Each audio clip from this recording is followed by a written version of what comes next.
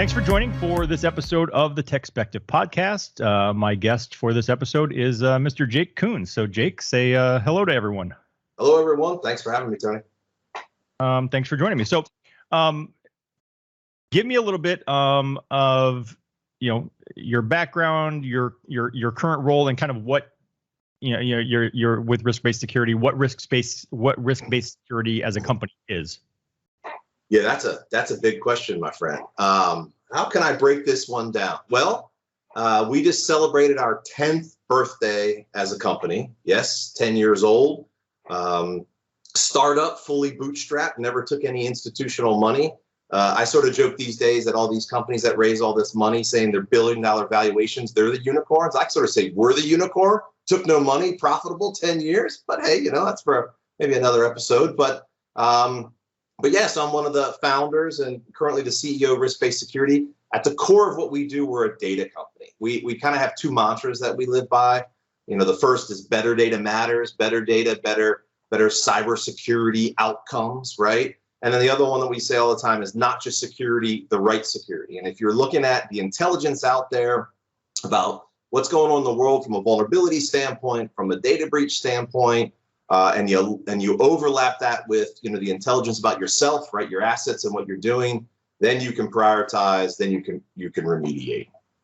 Okay, walk me through this part. So like, you and I already talked a little bit about previously. I was at Tenable a few years ago, and many years before that, I already knew. I already knew Ron Gula. I knew Jack Daniel. I knew a lot of people at Tenable for years before I went there. As a company, it's like they were, when I first started writing about security, like it was just Nessus. It was all about Nessus, and Nessus is, still, I think if you go look at the top 75 security tools, I believe Nessus is top 5. Yep. And, but then at some point they made a decision to pull that back in off of the open source world and make a business model out of it. And you see things like that, that exists in a lot of places. You look at Red Hat Linux. It's like, Yep. Well, it's free. I don't need to pay you for it. But there is still a business model there are still customers out there who are like, yeah, well, I know I don't need to pay you for it, but there are some things I want that I want you to add on. So correct me if I'm wrong, but isn't that sort of the evolution of VulnDB too? Wasn't VulnDB, wasn't it just a free database of stuff at some point? No, I wouldn't say that. I would say that, obviously, myself and a few founders were involved with the OSVDB project back in the day, but VulnDB is much different in terms of what we're doing, what we're tracking, what we're providing as a platform. But yeah, I can totally relate to the, when I was young and wishful thinking that I could get a whole bunch of people to come together to do good for everyone and we all just work together. That's not really a thing, right? And you can look at, and heck, I even had tons of conversation with Ron and Renaud and those guys back in the day about how do you achieve what you want in terms of making the security industry better and actually solving problems, but not sort of, I'll just say, begging for people to help out because no one's going to do those sorts of things. So yeah, I definitely relate to the best sort of things in my view of the world are coming up with a sustainable business model, and then how you're able to implement that as well as give back to your local communities or whatever your goals are. Much better approach, and you're seeing that happen in loads of different areas. Yeah, well, and this is I guess a slightly tangential point, but I'm not a fan of open source. But one of the things I see when I look at open source is, okay, so you've got this project, and as long as it's it's hot, it's popular, you've got all these people there, everyone's contributing, great things are happening. But at some point, maybe it kind of dies off, and it's like all of a sudden it's like, well, okay, well, who's actually responsible for this at this point? Yeah. So, and you still have snippets of code out there that people are using from projects that are sort of orphaned or zombied. They're just kind of floating out there, and no one's really doing anything with it. Yeah. Well, no. So we're kind of going two different places now. So let me try to comment on both, because I think it's a great point. Is that, when you're talking about open source code and you're talking about projects that maybe libraries that people are using, right? I mean, that's one of the biggest areas that we're seeing growth. All this DevSecOps stuff of developers just pulling in all these libraries and thinking they're secure and they're maintained, and they're not, right? And some of what we do is trying to track vulnerabilities in those libraries that no one else is tracking, that don't have CVEs, that no one's paying attention to. But I would think, what I also want to get back to is your sort of original question of, in our world, one of the things that I learned is that if you have a little bit of time, whether it's a break, you're taking a little time from job, or you've got some weekend time or whatever, you can write some code, check in some codes, do a feature, whatever it may be, and then kind of move on with your life, if you will. And that's healthy for some of these open source code projects, right? And you have some maintainers and some passionate people that you could throw out some open source projects, and we could name off 5 people that are there, have been there forever, that love it, that, whether they're full-time doing it or not. But what I see a lot of where the struggles are, and my history, is when you're talking about intelligence and you're talking about data, it's never ending. It can always be more. It needs to be faster. You don't just say, what, I don't feel like contributing to open source stuff today.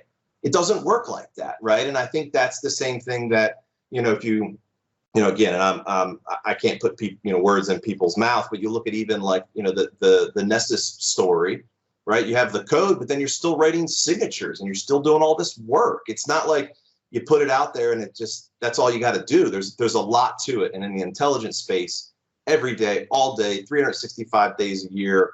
And that's the only way to make it right and do it the right way.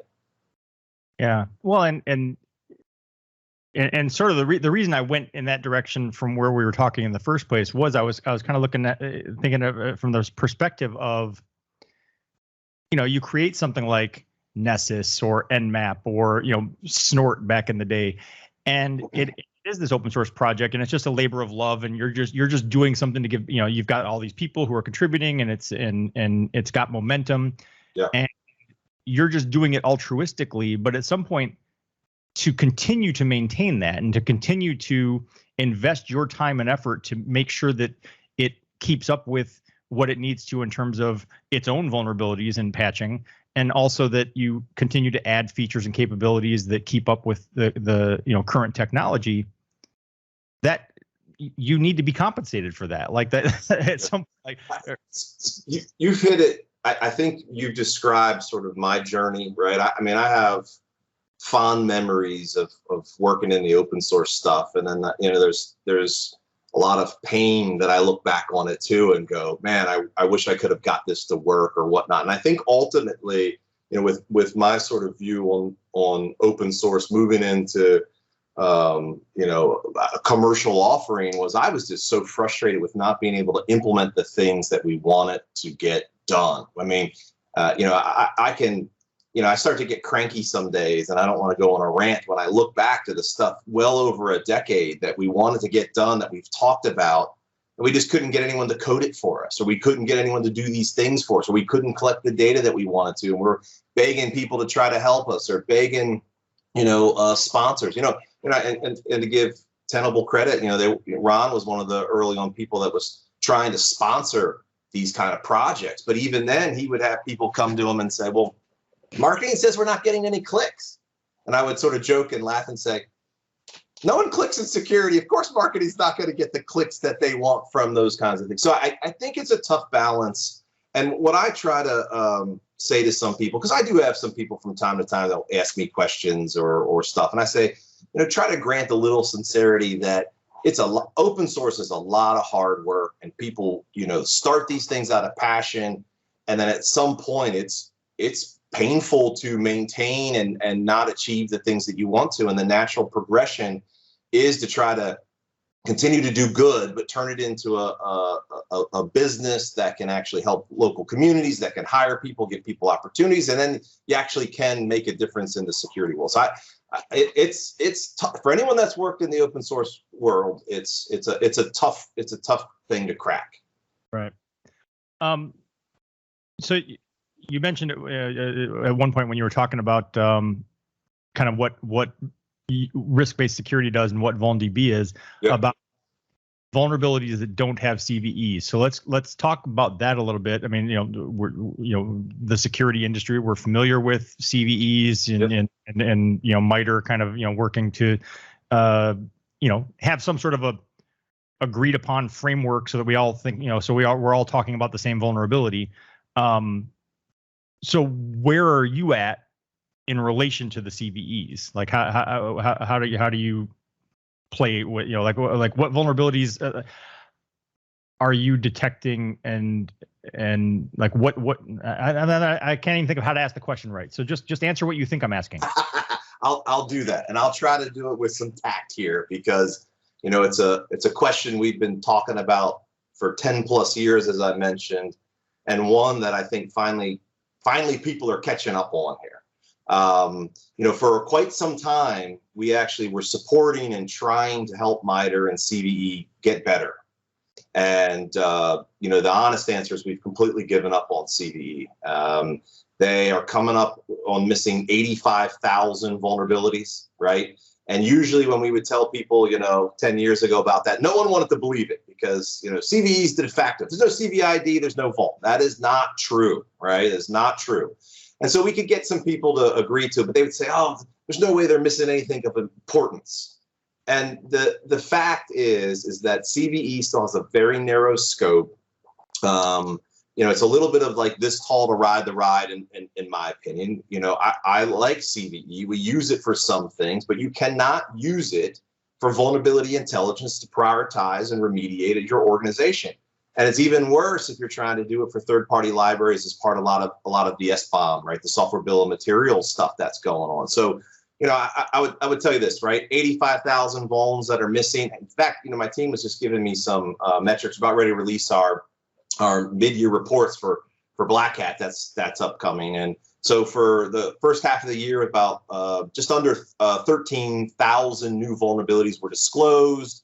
A little bit of growth, only like 2.8% from last year. We think that's maybe due to still some business disruption from the pandemic and whatnot. But in the first half of 21, about 32% of these vulns don't have a CVID.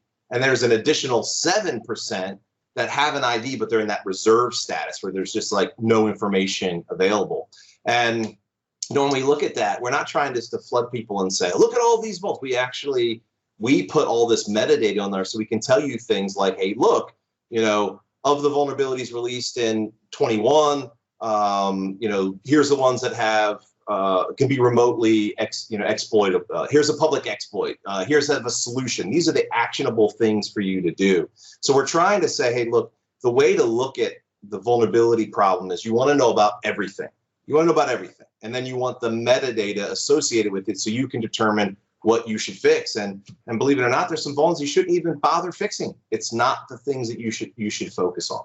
So that was a little long-winded there, but good. We're trying not to throw the baby out with the bathwater. CVE has a purpose. It works well for a narrow scope. But I think what's happened is a lot of security vendors out there, they just don't want to put in the wrench time to do their own vuln work. They take CV and NVD and they go, oh, this is fine. And it's not fine. And everyone listening to this should be asking their security vendors, where are you getting this intelligence? Because pretty much everything that we see is just CVE sort of rehashed. Right. Yeah, there's another element to that, which you just hit on, which is, I don't do this anymore, but for many years, back when I was at PC World, every month, actually even before there was Patch Tuesday, just every time Microsoft was releasing patches, I would just do like a quick synopsis of, okay, this is what this is. This is what this means. That do you actually should you rush out and do this or whatever? I would give my 2 cents. And, so I did that every Patch Tuesday for a long time, and I don't do it anymore. But one of the things that I kept trying to stress and reiterate is to say, look, Microsoft just looked at this and said, we found, someone told us about this vulnerability. We've looked at it. It's remote executable. It affects this. Therefore, we're saying that it's critical. And I was like, okay, that is a factor for you to consider. Yeah.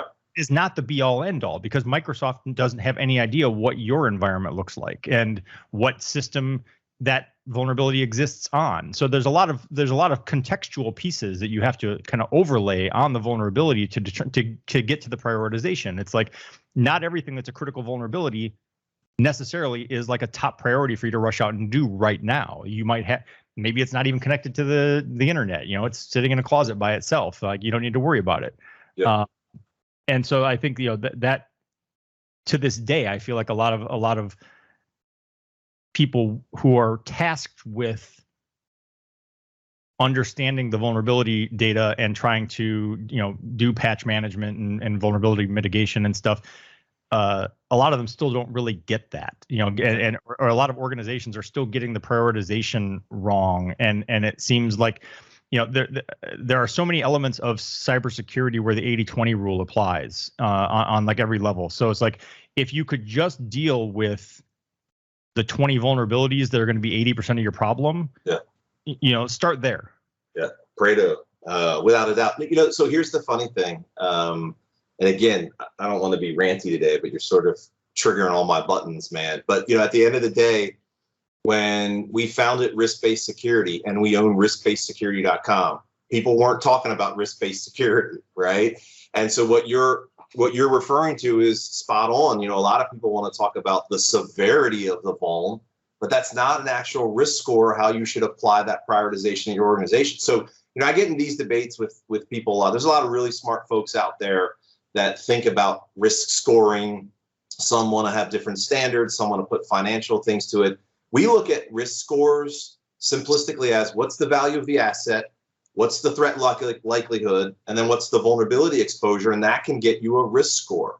And I think one of the things that we do in the security industry is we try to make things maybe sometimes too perfect, or we push them too far where they get so complicated that people don't know how to use them.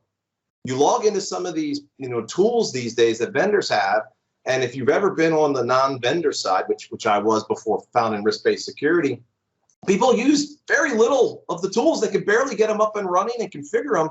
It's too complicated, and it's not advantageous to the organization that's trying to just figure out what do we have, which you talked about, asset inventory. What do we have? What's out there? And let's put this in a reasonable order for us to take those limited, again, not just security, the right security. You have limited resources available. What should I work on? Right. And so I think people are still struggling with that. That being said, you're starting to see messaging now from vendors talking about risk-based vulnerability management, risk-based security. It's coming out. And I try to look at it as being flattered, maybe while annoyed at the same time. But the reality is, yes, I think that risk-based approach, not only does it help security folks, it helps the conversation with the executives at the organization to take them seriously and help them understand what needs to be done. Right. Well, on that note, I will say, I don't think I actually was aware of risk-based security as a company until 5 years ago. Yeah. And I remember when I first heard it, thinking that the cart came before the horse, so to speak. That risk-based security was becoming a thing, and so you decided to run out and start a company called that to ride the wave, and not the other way around. Come on, give me a little credit here. No, it's been funny because I've been trying to stay off social media because every time I get on Twitter, I get cranky about things, and I'm trying not to be cranky as I get older here. But there was some debates the other day, I think, on Twitter about naming security companies these crazy things, right? And we're just kind of literally risk-based security, So, that's been sort of what we've mantra-wise for the whole time. But, it kind of is leading us into something I want to share with you is that, we've been known for a long time about data. From the roots of who we found it, we're all about intelligence. And by the way, not just the vulnerability data, but tracking all the data breaches and all that sort of organizational risk scorings we've been doing forever.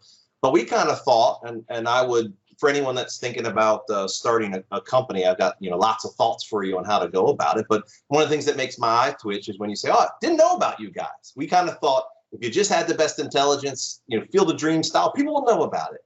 But there's a lot more to that. But where I wanted to bring us is that people have been begging us to give them risk scores and to give them a platform to manage their assets in. And when we built the company, it was all about us giving our clients and organizations the data so that they could do what they needed to do.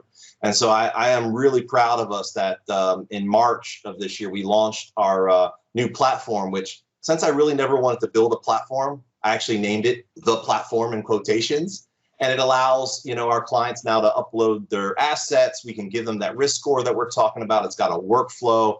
And so really changing, we're known for the intelligence, but changing the way that we can help clients just figure out what to do. And so we're pretty proud of that. Well, that's cool. So now let me take this in a slightly different, more pessimistic direction. Sure. We do all these things, so there are things that you should just do, endpoint security and vulnerability management, and we've been beating the same drums for decades, and I think for the most part organizations attempt to do those things, and then you have something like where Colonial Pipeline is hit by a ransomware attack because they have a orphaned VPN account with compromised credentials, and it's like, all right, what are we doing here? Like, why we're spending all this money, investing all this time, we're checking all the boxes, we're doing all of the quote unquote right things, and then one guy leaves one VPN account open and everything's screwed. Yep. Yeah. I don't know if that's pessimistic or just fact, right? Because at the end of the day, I think one of the things that's kind of made my eye twitch over the years is you can talk to 10 different security people and say, what's the number one thing I should focus on? You're gonna get 10 different answers. Oh, and by the way, spend millions of dollars and you're still gonna get hacked and have a breach. Like, what do you expect, right? So just the expectation that, it's an arms race, we're losing and it's gonna end poorly for you no matter what you do it's tough. But I think that does go back then to, where to focus. And sometimes the new hot, whatever technology or thing or whatever you need to do, might not be the most important thing for you to prioritize. It just might not. Now, data breach tracking for us, we do that as well, right? And we just finished up our mid-year report, and we're about 1,767 publicly reported breaches for this first half of the year. That's a 24% decline compared to last year, the same time. Okay, so it's really kind of interesting because the feeling of how dire security is right now with some of these major events and ransomware and those kinds of things. But in terms of the frequency of what we're seeing, it's decreasing a bit, right? Same thing on the vulnerability front. I think about that as well. The vulns only have increased a bit, but how they're coming out all clumped together on Microsoft Patch Tuesday a lot, it's feeling very overwhelming that you have limited time. Are you aware of some of the stuff that we did around, some of the reporting we did around the vulnerability Fujiwara by a chance? No. All right. So if you think about the term Fujiwara, that's describing when two hurricanes kind of come together, right? And so we dubbed, a year or two ago, the vulnerability Fujiwara, because Oracle with their quarterly was also happened to be releasing on 3 dates the same day as Microsoft Patch Tuesday. So you were getting this, holy cow, look at all this stuff. Oh, and right? Adobe follows the same patch schedule too. Well, 100%. But here's what's crazy. It's not just Adobe now. It's like 12 to 15 vendors that are all dumping on Patch Tuesday. You look at some of our stats and you see normal vuln disclosures, right? So look, if we average it, right, you're talking about maybe 80 vulns, 80 new vulns per day that someone needs to deal with. But there are some days where there's 300, 400, 500, 600 vulns that get dropped. And a team has to not only go, what in the heck, but power through all of that so quickly instead of sort of, you think about operations management problems like, vulns come out over time. So the load of things are coming out and the severity of breaches is making it feel really crazy. We're actually, in terms of numbers, not that means everything, isn't showing some major significant increase. Right. Well, and you talk about, kind of the hot new tools and stuff, and, even when I was working in security, like, I would go do, go see a customer and do like, a security assessment kind of thing. And there'd always be someone there who would just basically be like, cut to the chase. Just tell me what tool do we need to buy? How much money, who do I write the check to? And I would always come in and go, well, let's start with, hold up. Let's start with what you've got. Yeah. Are you actually using it? Like, are there features in here that you're just not even using properly, or you've misconfigured it? Because why would you want to spend money? You literally already have things that do that. And I feel the same way about like Microsoft Office and stuff too. I'm like, there are so many features in Microsoft Word that I make my living in Microsoft Word, and I still don't know what 90% of the stuff is. Yeah. And yet someone else will come along with a tool and it looks flashy, and you're like, wow, that's really cool. I should get that. And then you find out, well, yeah, Microsoft Word could do that if you just looked around. And so I think there's an element to that. And there's also the, anytime a company does get compromised or breached, I feel like often the push from the C-suite is sort of like, well, here's a blank check. Go buy whatever tools we need to make sure that doesn't happen again. And I think security people and IT people need to do more to kind of take a breath and take a step back and say, well, hold on. It's not just about cutting a check and buying whatever's the new cool tool. Let's actually try to understand what went wrong and what tools do we already have that we're not using, or what maybe it was a process, maybe it's not a tool. Like, you can buy all the greatest tools in the world, but again, if Jim in Kansas leaves his VPN account open, then it's not going to help you. Yeah, you got several really important points in there, and I think understanding what you have and understanding that you may have wrote some checks and bought some stuff, and then you just think it's going to work and just leave it there. These tools need care and feeding, and it's got to be a process. And in many cases, sometimes the technology is the easy part. It's the people process part that's the struggle, right? And so even if you can have a blank check, there's some companies that can't even find the right people to come work, right? So there's a lot going on there. I completely agree with you. I think in many ways, vendors are to blame for trying to put all these like little features in and things in and not focusing on the core. And right. So, look, I've been telling people we've been foundational intelligence from day one. For quite some time in the 10-year run, vulnerabilities and data breach stuff, supply chain stuff wasn't sexy, wasn't hot. And now suddenly, what's old is new and hot again, right? So I think there's a lot of that in terms of marketing and the industry and, oh, this new thing, what's that? I need that. And then people will get these things and realize, I have this tool and like it hasn't made a difference in my life or made my life easier. I think the other thing I want to call out too, and a lot of vendors won't like this, but we've been doing a lot of things that haven't been working for quite some time. And we need to move away from those strategies instead of just, saying, oh, that's what we keep doing.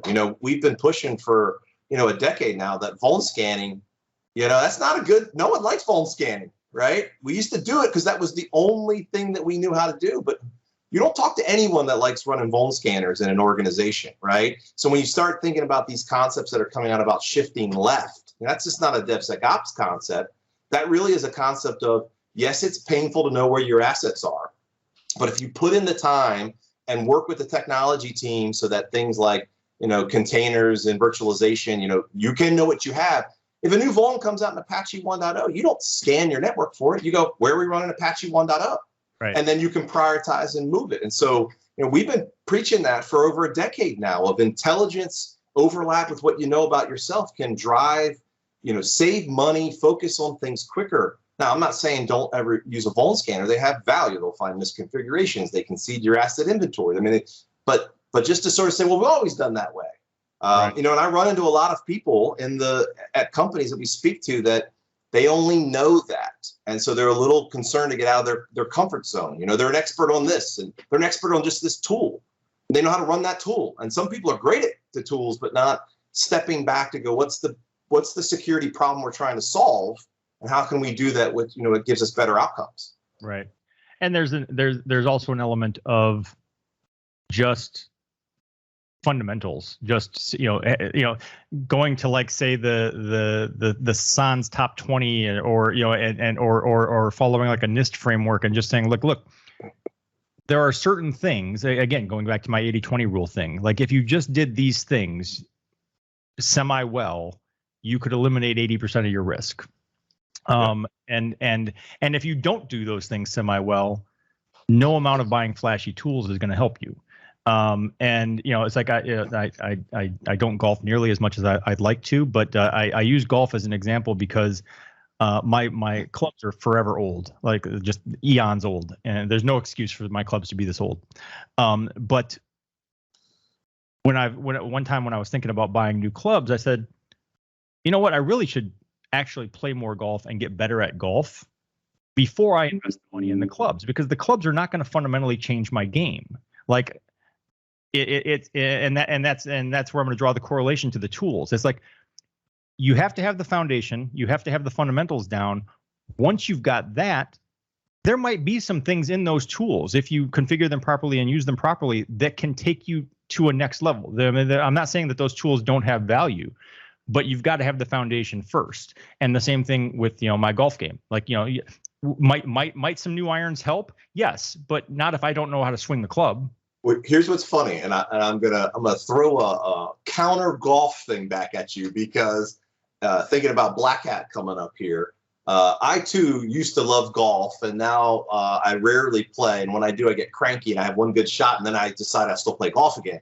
But I was told that, hey, Jake, the reason why you're not doing so well at golf is because the clubs aren't fitted to you. Therefore, your actual swing you're having to modify versus you had a nice club. So I actually went out to the Callaway Golf Center when I was at Vegas. I kind of ditched everyone to get fitted. And they said, oh, yeah, you can't use standard clubs because you're taller and you need a little bit more. So totally agree with you. But it was funny to hear you say the golf thing, because I had people say, no, if you had the right tool, then your process and you as a people would fit better. So I don't know if there's one right answer here, but I would definitely say that the self-reflection of an organization should happen, right? And if you've got the right tools and you're not just using them, great. Use the tools properly. But if the tools don't fit you, then maybe it makes sense to find the right tool. I don't know.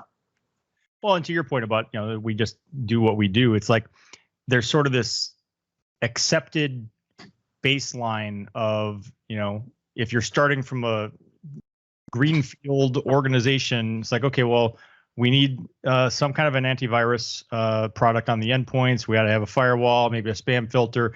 It's like, and no one's really stopping to think, okay, well, have those things actually worked? Yeah. Like, we've been doing that for 20 years. Has that actually stopped anything? Well, you remember at one point antivirus was dead, long live, endpoint or whatever. So, it's funny to see kind of how it cycles through. But, one thing that I've been saying a lot here recently again, but we've been saying it for a long time, almost feel like a broken record about it, is, in many ways, the security industry likes to treat symptoms, not root cause, right? So, if you're sick and you're not feeling well and you have a cough, and someone's like, "Oh, I got some great cough syrup for you. I'll get that cough under control." Wouldn't it be great to get healthy, right? And if you think about that in terms of vulnerabilities and a lot of other things, people want to get good at patching. But guess what? If your vendors produce secure code, then maybe it would reduce how much patching you have to do, right? But no one wants to talk about that. They want to, the industry's pushing all these things that are like, buy our solution. Now we're going to orchestrate all your stuff that needs to get done, right? Versus, what if I didn't have to do all that stuff because software inherently came secure? How about that? Well, one of the things that my day job is with Cybereason, so I'm not trying to explicitly pitch Cybereason, but one of the things I appreciate about the concept of XDR and where companies are starting to go with XDR, not just Cybereason, but other companies as well, is that each of those tools, whether it's antivirus, a spam filter, a firewall, patch management system, they all kind of fall into the pitfall of being a hammer and seeing everything as a nail. and they only know like their little like microcosm of the world. And so, like an antivirus sees a thing and goes, oh, well, that's a virus. But you kind of need to step back, and especially with some of the more complex threats, and they're like multi-stage threats and stuff. And it's like, it's not enough to just know, okay, well, what was the exploit that happened on the endpoint? It's like, you got to step back and go, okay, but where did it come from, and what else did it do? And have a kind of a bigger picture on it than, and your thing about the symptoms is what reminded me of that. It's like each one of those tools, each point solution by itself is basically designed to treat a specific symptom. And you need something else or someone else. You need some other process or platform or tool to step back and say, okay, well, how do we link all these things together? Yeah. A cohesive whole, and then try to actually solve the problem. I completely agree, and people being in silos, in security is an issue. And if we're all looking at the same data, the same tooling, whatever it is, to make these collective decisions, I think it makes a lot of sense. But look, right now, I don't know about you, but ransomware seems to be the only thing people want to talk about, right? And so you're starting to see the marketing in companies, oh, we'll fix ransomware for you. Or what can you do to solve ransomware for me? Is it solving ransomware, or is it the underlying issues that are leading to ransomware events? And I think that's the sort of struggle as a company. I understand as running a company now, I understand that I'm getting asked how do we handle ransomware things? And by the way, the vuln stuff does, the breach stuff does. We track every single time there's an event that has ransomware and how it occurred. We're looking at software and types of software that would likely be used in a ransomware event. But I'll tell you where we fell down is you don't go to my website and I don't say, our intelligence stops ransomware, right? And you're starting to see some of those kinds of things. When I think some of it is foundational security things that we've been talking about will lead to those better outcomes. Yeah, I would agree with that. So I know you guys have you'll be at Black Hat next week. You've got this report coming out, so I'll actually be circling back with you or your team to take a look at that report and talk about that when the time comes. But kind of like what are you looking forward to with Black Hat? And I realize this is a weird year for Black Hat. Last year was just virtual. This year they're doing hybrid. Who knows what the actual in-person turnout's going to look like. Yeah. But I imagine, there's also the virtual aspect, that doesn't really help with like the booth, the expo floor and the booths, but yeah, it's just kind of what do you, well, I think for security professionals that are seasoned, for people trying to get into security as well as security vendors, this is an odd time still, and it's really tricky to navigate the situation. We've been watching things for a while, trying to figure out what the right thing to do is for our staff, for our customers. And yeah, we're going to Black Hat. We paid for a booth 2 years ago, and Black Hat's been a little bit of a challenge to deal with on what the right thing to do is, and turnouts and costs and all those kinds of things. But they have a business to run too, and they're pushing forward with the in-person. And I think you've got a lot of people that are passionate that there should be no in-person, and then you've got a lot of people that are really longing to get back in person. And so, we're trying to take every precaution we can for our team and any customers or prospects that want to come talk to us. But I do believe that what we have found, and maybe I'll say more me personally, is that security people tend to be relatively introverted folks, I would say, if I'm generalizing, maybe with some extroverted tendencies, and then they have too much people time and they want to go back to hiding, right? But there is this sense of community that I've grown to love over the years, and it without the conferences that were bringing us together to share those experiences, et cetera, it's been a gap in my life, and so I got to tell you, I know there's a lot of debates right now about work from home forever, virtual conference. We'll never see anyone in real life ever again. We don't need to. I think that's unhealthy for our community. I don't want to put anyone at risk. You and I were sort of kidding. Everyone has their own risk model of what's appropriate for them, and as everyone tries to figure out this situation we're still in with this pandemic. But But I am longing for seeing old friends. I'm longing to meet new friends. And I think some of the best things from my career have been those hallway conversations. And so I'm hoping that we're gonna get the community back together. So look, we'll be there. I hope it's the right decision, and that I don't have any issues, or my team doesn't have issues, and I hope no one at Black Hat does. But I'm really looking forward to being able to see some people, and I hope some people are able to show up.